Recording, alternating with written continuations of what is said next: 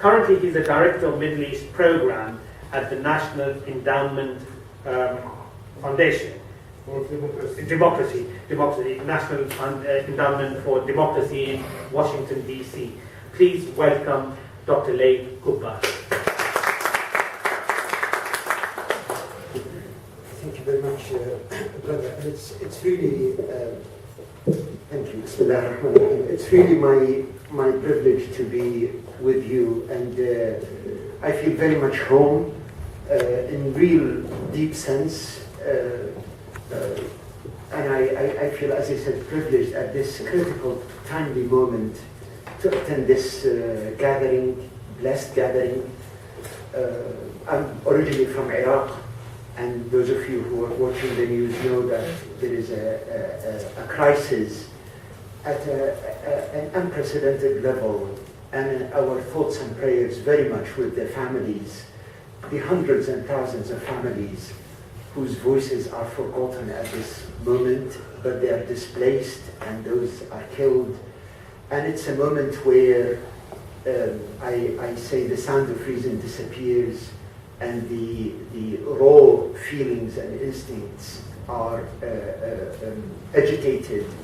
And it is at those moments of anger one would most need a moment of thought, a compass to guide to what is right, and certainly not to commit, not to contribute to making conditions worse while the intentions are well positioned. So as I said, I do feel it's timely.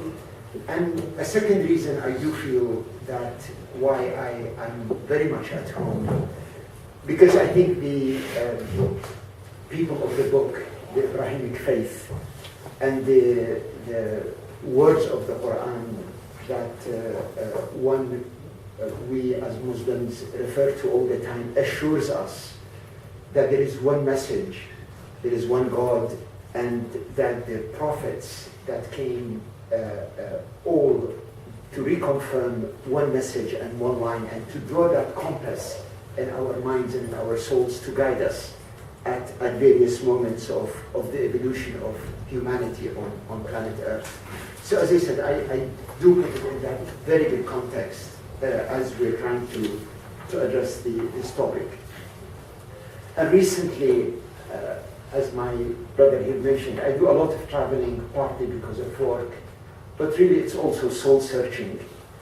Soul-searching that takes place physically in going to too many countries to see the suffering and to see the attempt for us human beings trying to make better lives everywhere. I focus on the Middle East, so I travel in Muslim countries. And there are so many challenges out there that provokes especially the believers to think, what is it that they can contribute at this troubled journey of humanity? What is it really they can contribute? And bear in mind, often crimes are committed in the name of faith. And I think that led a lot of, let's say, sometimes anti-religion, sometimes genuinely secular movements to say, look, leave God out of public life, leave God out of life, God have it privately, let us get on with our lives and we organize it ourselves. And I think there is some ground for that argument, but also as humanity moves further and further and us human beings are challenged more and more to organize ourselves, I think we all look for a reference to guide us and to contain us. We're really challenged as human beings. Again, I'm referring to the same messages that are given to us in the holy books, in the Bible, in the Quran.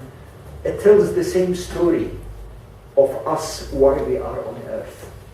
In the Quran, I've read the Bible in Arabic. I found many passages in line very much with the Quran. It says, but of course I read the Quran more often. And in the Quran, the words are very explicit and clear when it tells the story of us, what are we doing on earth. and it is in us. It says that when God told angels that he wants to put us human beings on earth, the angel said, why do you put somebody or someone who would shed blood and spread destruction? And God said, I know what you don't. And God taught Adam knowledge, all the names. It's a symbolic reference to knowledge. And then it says in another verse, I know in amongst Christian traditions, it says that God created people, man, humans, on his image. In the words of the Quran, it said, God blew his soul in us, in human beings. So every soul actually is sacred in a way, and the bloodshed of every single soul that is pushed in this life is an excess against something very divine. And as he said, in the Quran and in the Bible, we know that Shaitan, Satan, exists. We know now in physics that there is dark matter that is about 94% of the world around us that we do not see with our eyes or sense, but we know it does exist. And we know through the Quran that Satan does exist. He sees us, we don't see him. He attempts to push us, the sons of Adam, to shed blood and destroy what God wanted us on earth, is to have a journey towards him and to exemplify all the names he had: peace, mercy in Arabic, salam and mu'min and muhaymin and aziz, all the words, all these divine words that Allah wanted us to exemplify. And Satan is determined to push us out of that path. We share that faith, we believe in it. We're all sons of Adam, we are on the same journey. But it is a challenge. It's been, let's say, 5,000 years of our documented, written history, the civilization. We came a long way forward. There has been many wars. The last World War cost 30, 40 million people. It's been a war not caused by religion. It was very much war caused by modern ideologies. So, as I said, for those who argue, yes, if there are wars caused by religion, then religion is bad, obviously they are getting it wrong. We need to dig much deeper in our understanding to the challenges that are facing us. But we mustn't take it lightly. Especially, I speak now, as I said, very much coming from the region. We as Muslims are facing, our youth and our children are asking us simple questions. Dad, if Islam is so great, why are the Muslims in such a mess? And the youth are asking the same simple question to their elders. And we ought to give them answers. And I think one can easily be arrogant and repeat ready-made answers. But with humility, we really must try to learn and reflect. And I think the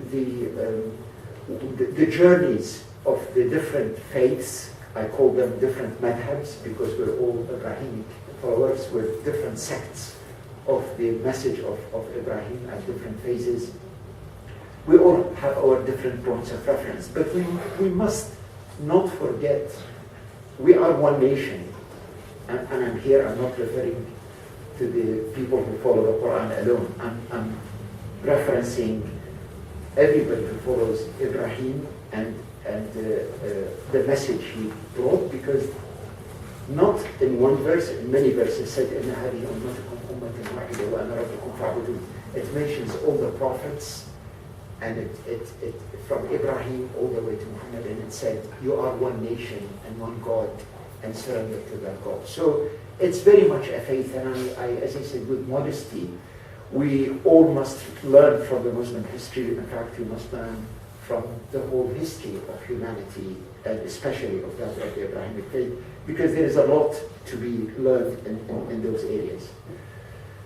Currently in our region, we're facing the toughest challenges. The traditional messages and institutions are not capable of stopping the victories of Shaitan, of Satan, that is making in our countries. Because it is, again, I'm referencing the very clear words of the Quran to say, يَا بَنِي آدَمْ لَا يَفْتِنَنَّكُمُ الشَّيْطَانُ كَمَا أَخْرَجَ أَبَوَيْكُم مِنَ الْجَنَّةِ. That you have an eternal animosity with Satan. You have an eternal animosity with Satan. And do not let him get to you as he got to your parents, Adam and Eve, and push them out of heaven. So, as he said, the task of trying to clarify a way is not exclusively a task facing us as Muslims, for another simple reason. What's happening in the Middle East, in this global world, cannot be contained in the Middle East. We saw what happened in London in 7/7. What is happening now might very well come to here, and Satan will have a lot of things to play with, setting up, I don't know, strife between communities here in this peaceful land in Britain. So we collectively, as I said, I believe I'm blessed to meet. I think it's a call on us to do more, to try to be innovative, maybe to develop a few more initiatives out of this forum, but certainly not to take it lightly as just expressing goodwill and wishes that we live in peace. We have to be really proactive in fighting this because it is a challenge. It is not us that can do it. It's all of us that can be successful in doing it. As I said, there are sufferings sometimes come from natural disasters, a tsunami or what have you. But there is another type of suffering that comes by our negligence, by our not doing what we're supposed to do, by being too late or too lazy or too tired to do the right thing. So again, I thank you for giving me the opportunity to be part of your meeting, and I hope I can contribute now and in the future. Thank you.